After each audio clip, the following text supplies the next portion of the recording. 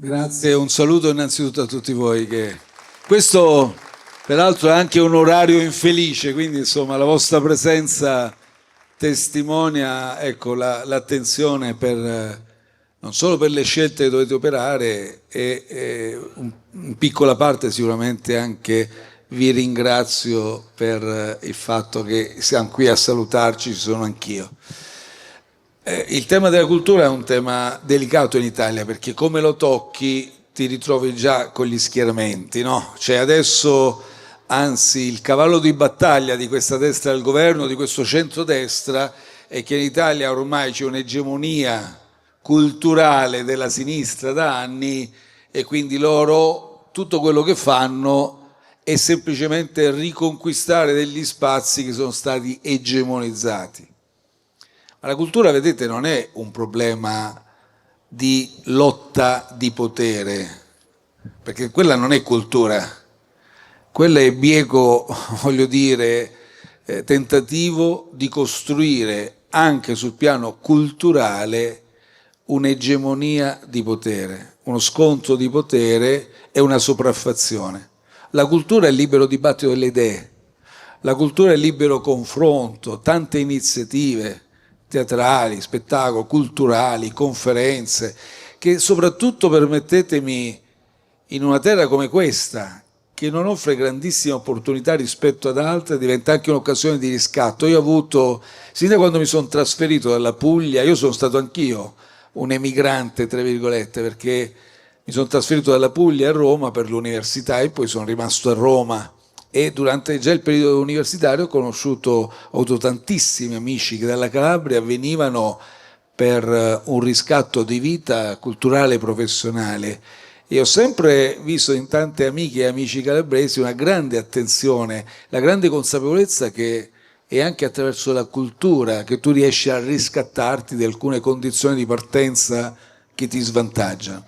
Ecco perché bisogna creare i luoghi perché ci siano queste libere iniziative e non è certo facendo uno strumento di potere o addirittura con colorazioni politiche che tu puoi assicurare una libera fruibilità a tutti i cittadini di quello che è un'offerta culturale che consenta di aumentare. A che cosa serve poi la cultura?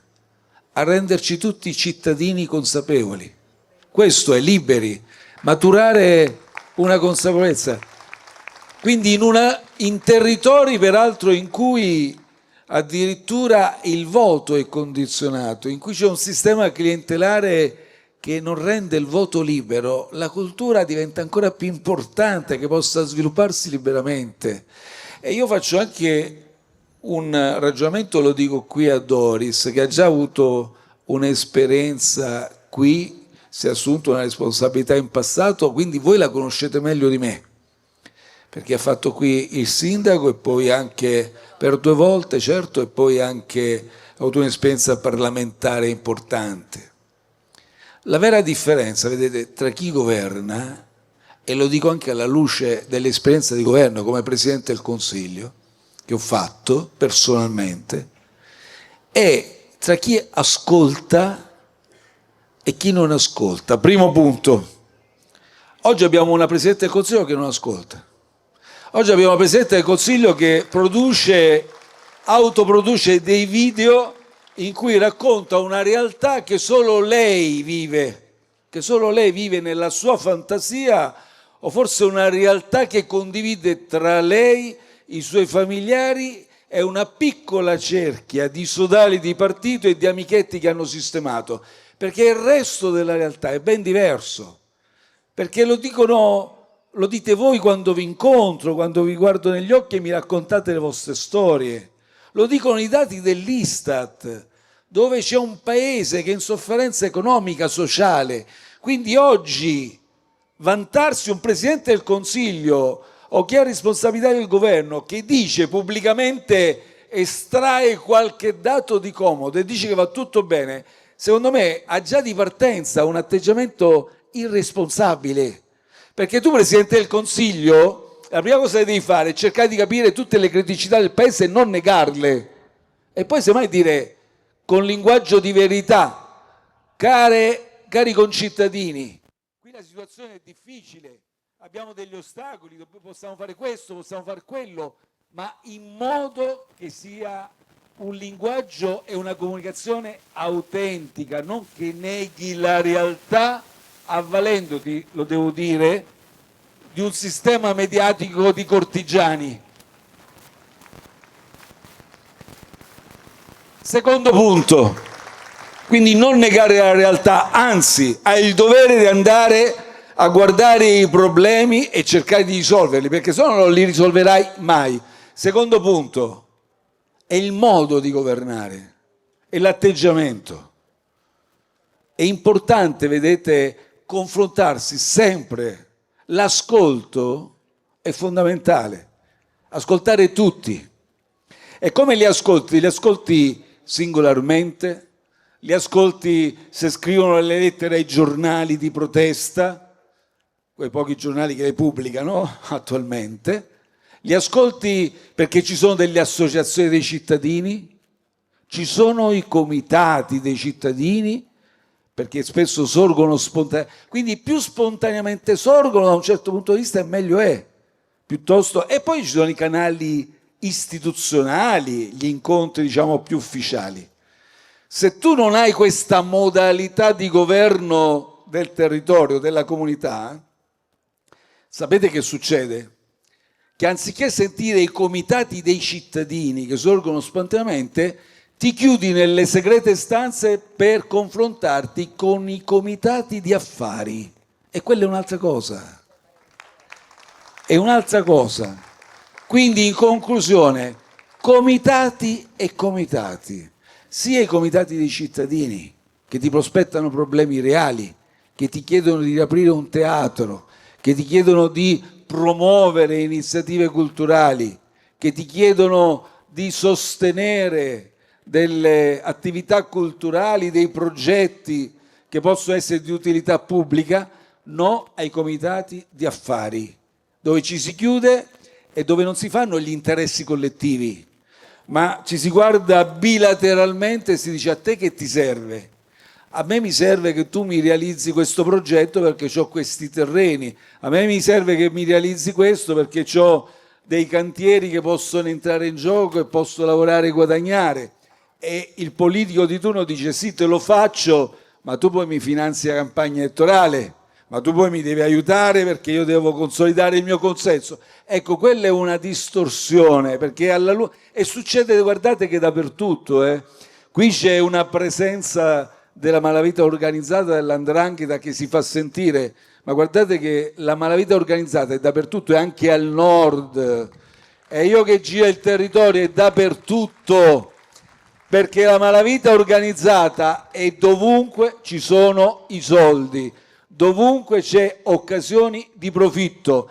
E oggi il fatto che c'è una malavita, diciamo, più modesta nelle modalità, oppure c'è la malavita finanziaria, non fa differenza, è sempre malavita, è sempre malavita, ed è sempre una modalità odiosa per succhiare la linfa vitale di una comunità, perché alla fine che cosa succede? Che distorcono la democrazia, in qualche modo drogano la competizione politica, perché c'è chi se ne avvale e si fa corrompere e chi no, e quindi viene svantaggiato. Noi del Movimento 5 Stelle lo sapete, ci finanziamo con 2-3 euro ciascuno degli attivisti. Io non ho mai accettato finanziamenti da imprenditori, ho la fila, anche io, anche noi abbiamo la fila, li rifiutiamo, dobbiamo essere indipendenti. O ci sostenete voi o ci andiamo a casa. Chiaro? Lei ha vissuto sulla sua pelle in prima persona uno dei momenti più tragici quando si parla di sanità, di assistenza, di vicinanza in condizioni di bisogno. Mi riferisco naturalmente agli anni dell'emergenza Covid.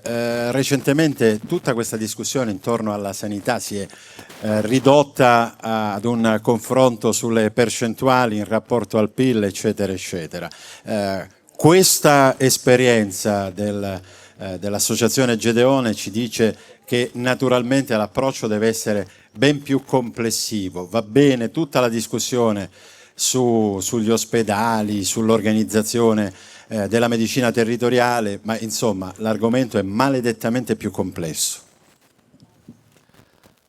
Innanzitutto ha ricordato un periodo difficile, assolutamente, forse il più difficile, anzi sicuramente il più difficile che abbiamo vissuto dal dopoguerra a oggi, quello della pandemia. È stata un'emergenza che ci ha coinvolti tutti e ci ha stravolti tutti. È stata ha portato grande sofferenza psicologica, la dipartita di persone, affetti cari, parenti, amici, conoscenti. Addirittura ci ha impedito occasioni di socializzazione, restrizioni varie. E certo, vi parlo a voi in buona fede, credo che nessuno possa pensare che sono stato così pazzo da essermi divertito a introdurre misure restrittive.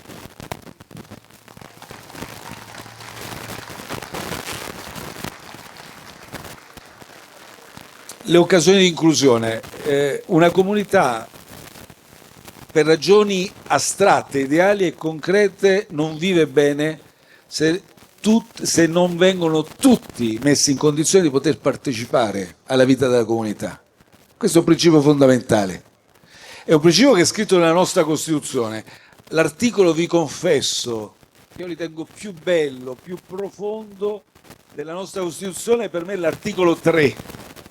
L'articolo 3 perché non solo afferma l'eguaglianza dei cittadini, l'eguaglianza di tutti senza discriminazioni e dei diritti, ma c'è qualcosa di più. Al secondo comma dice che bisogna lavorare. La Repubblica è tutti quanti, attenzione, che non è lo Stato solo astrattamente, ma tutti dobbiamo lavorare per consentire a tutti di sentirsi protagonisti della vita sociale, economica, culturale, tutti poter partecipare, perché solo così tu crei la forza, la coesione e poi noi possiamo esprimerci al meglio come comunità nazionale. Cioè miglioriamo tutti se riusciamo a far sentire tutti coinvolti in un progetto comune, tutti appartenenti, tutti coinvolti nel condividere un destino comune. Quindi l'inclusione non è soltanto il favore che noi facciamo alla persona che ha difficoltà o una persona con disabilità, ma è una ricchezza per tutti. Io credo che a ognuno di voi sia capitato, a ognuno di voi. Alcuni vivono direttamente a contatto, quindi non devo insegnare nulla perché avete voi da insegnare a me e a noi. Ma credo che ognuno di noi nella vostra vita ha incrociato dei momenti in cui si è arricchito nel confronto con persone con disabilità. È un arricchimento pazzesco. A meno che uno poi la vita non la riduca soltanto a guadagno, successo, soldi, denaro, eccetera. E allora se noi non rafforziamo tutte le iniziative di quello che vi ho chiamato il terzo settore, se non rafforziamo anche tutte le iniziative di segno pubblico per concretamente migliorare la qualità di vita di tutti i cittadini, e ditemi che facciamo? Guardate, io lo dico sempre, se la politica sta lì per fare i favori alle banche, come sta avvenendo, fare i favori alle imprese, per ingrassare le industrie delle armi, i fondi di investimento, gli hedge fund, private equity, eccetera, la politica rinuncia alla sua missione, perché questi sono poteri forti. Che significa? Poteri che già si ritrovano avvantaggiati nella competizione, non hanno bisogno della politica. La politica gli si predispone a tappetino come uno zerbino, perché? Perché ci si ritrova una politica debole, una politica succube, dove i singoli politici intravedono opportunità di carriere personali, di migliorare le proprie condizioni personali, ma una politica seria, con la schiena dritta, deve intervenire per le persone che sono in difficoltà, deve intervenire per chi oggi non riesce a riempire il carrello della spesa, e sono in tanti ormai, perché dagli ultimi dati Istat sono crollati anche i consumi di generi alimentari per 2 mesi consecutivi. Cioè vuol dire che uno addirittura anche la spesa alimentare non riesce più a farla come prima. E questo lo dobbiamo dire a Giorgia, che sta a Chigi e si fa le foto nei consessi internazionali e racconta che va tutto bene. Dobbiamo dire a chi non ha una prestazione sanitaria, ha difficoltà. Addirittura è uscito un sondaggio l'altro giorno di un istituto molto accreditato, Ipsos, ha detto che l'80% degli italiani hanno rinunciato almeno una volta a curarsi per la lunga fila, le liste d'attesa lunghissime nella sanità pubblica, Servizio Sanitario Nazionale meglio. Allora, di fronte a questo, voi capite che il compito primario della politica è investire risorse in questa direzione. Guardate che c'è un dato di cui non si parla. Piano nazionale di ripresa e resilienza, PNRR, 209 miliardi, quelli ci sono stati dati? Ci sono stati dati? Sì, certo, io ho contribuito, ma ci sono stati dati per tutti. Guardate, non per far arricchire i comitati di affari, perché scopriremo poi tutto quello che sta avvenendo, poi verranno fuori le inchieste. Ci sono stati dati per costruire asili nido, per coinvolgere persone che in questo momento non hanno la possibilità di partecipare appieno alla vita culturale e sociale, per l'inclusione sociale, per migliorare le infrastrutture. E invece di quei 209 miliardi, sapete quanti ne hanno speso? Pochi, pochissimi. Pochissimi. Quindi stiamo perdendo un'occasione storica. Stiamo perdendo la faccia con l'Europa, con l'Unione Europea che ci ha dato quei soldi.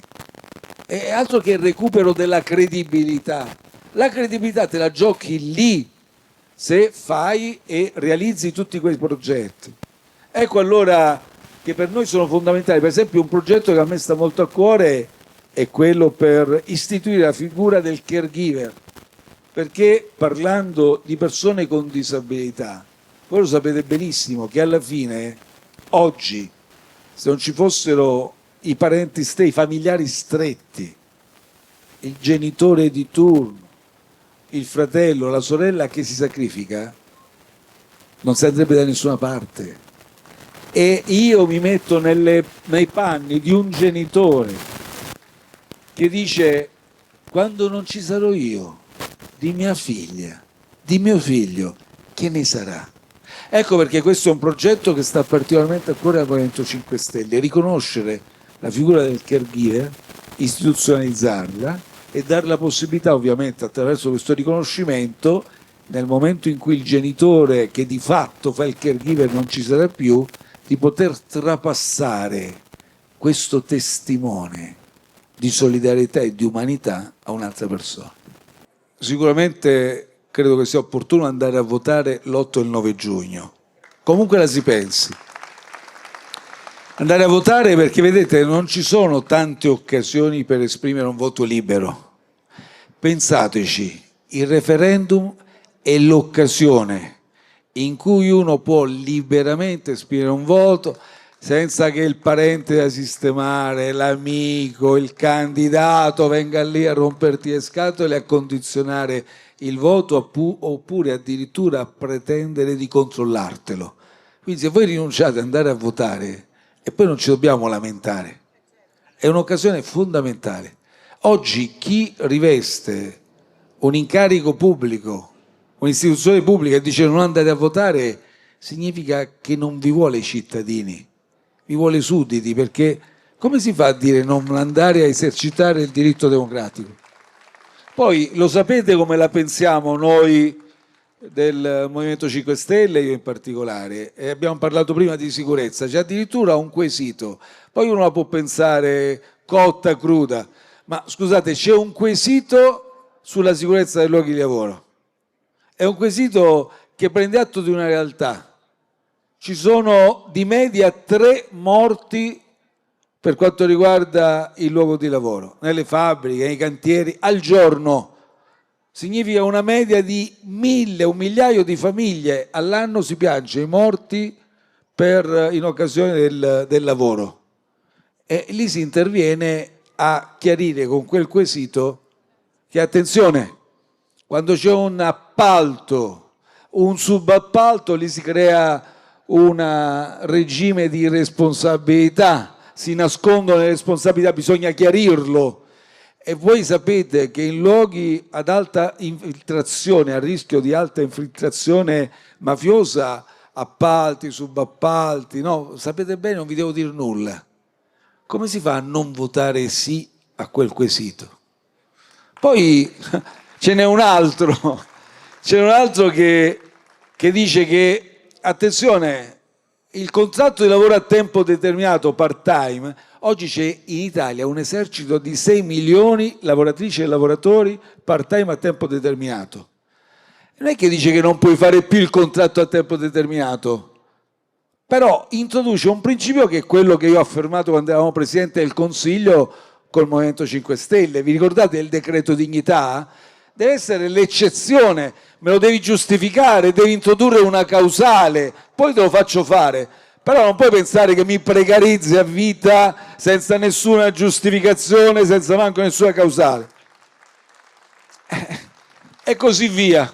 Non entro. Poi gli altri per licenziamenti illegittimi, ovviamente se non volete, io non so se siete datori di lavoro o lavoratori, però forse se uno è lavoratore, lavoratrice, se c'è il reintegro se lo prende pure, no? Comunque valutate voi. L'importante è andare a votare, va bene? Questo vale per tutti, anche sul quesito sull'immigrazione. Sapete che noi sull'immigrazione riteniamo che il modo migliore, proprio per quello spirito di coesione, di comunità di cui vi parlavo prima, per crescere bene, sani tutti insieme, il modo migliore è integrare le persone che vengono in Italia, non creare delle enclave, persone che sono isolate, non rientrano nel circuito di una cittadinanza piena, consapevole e attiva.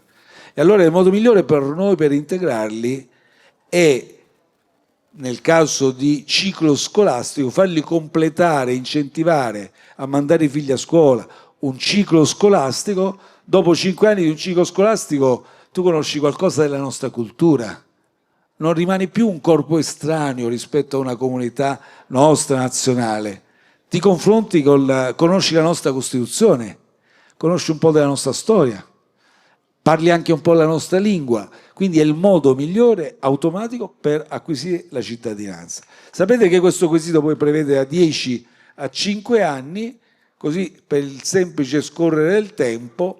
Secondo me non è la soluzione ideale e per questo il Movimento 5 Stelle ha lasciato libertà di voto a tutti gli iscritti, abbiamo ritenuto. Poi ognuno, base scienza e coscienza, valuterà di conseguenza.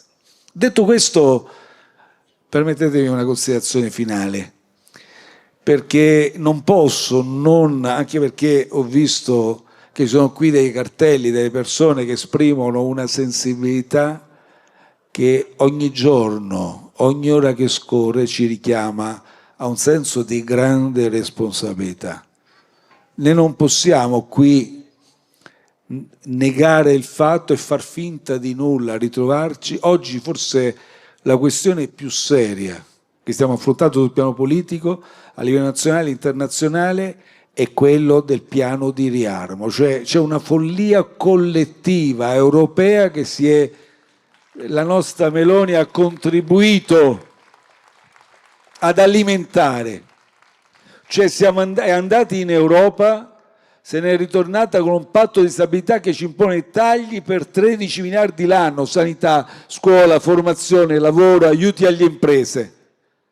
E invece poi è ritornata a Bruxelles per sottoscrivere un piano di riarmo, 800 miliardi per riconvertire il sistema industriale della Germania soprattutto, Francia, Polonia, noi per quel poco che potremo fare, per produrre missili, carri armati e proiettili, armi e munizioni.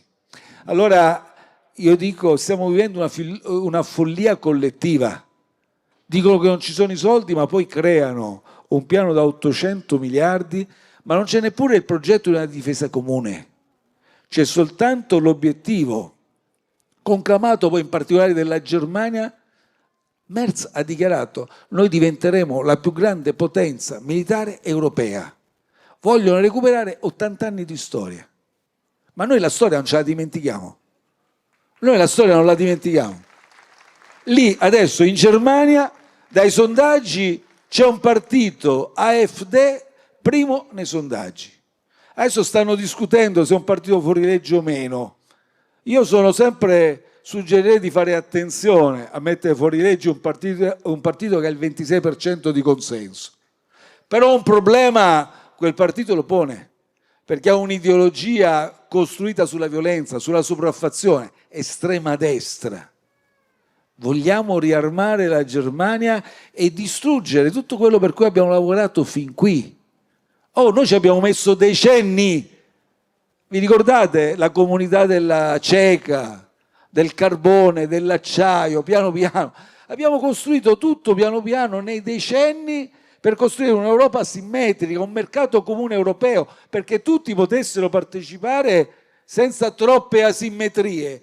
E adesso noi diciamo: chi può spendere, spende centinaia e centinaia di miliardi per diventare una potenza, per far crescere il PIL. Chi se lo può permettere? Noi no, non ce lo possiamo permettere.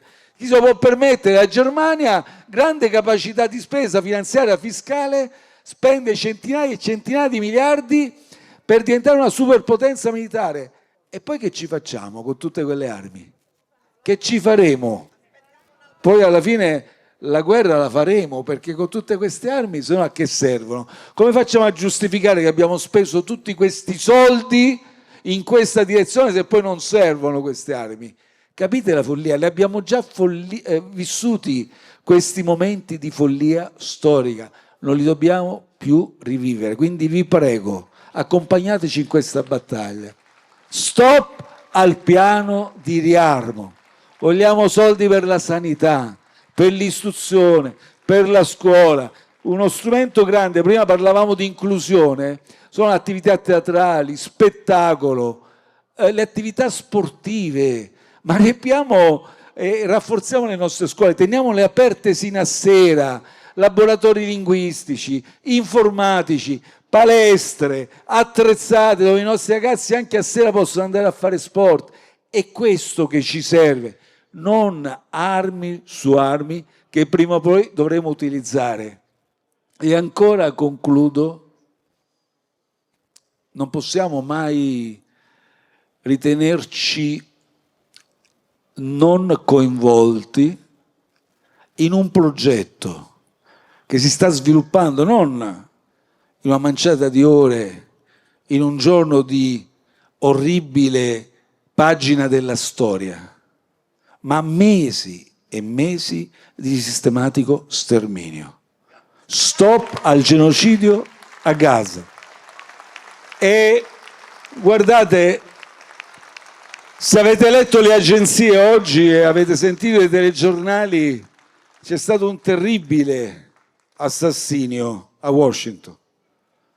2 addetti dell'ambasciata israeliana a Washington, negli Stati Uniti, sono stati crivellati, uccisi da una persona. L'avevamo previsto, l'abbiamo detto. Questo genocidio alimenta una spirale di odio e di violenza in tutto il mondo, anche contro chi non c'entra nulla, come quei 2 addetti all'ambasciata di Washington. Quindi se ne assumono la responsabilità in questo momento chi è al governo di Israele e sta perseguendo questo progetto criminale.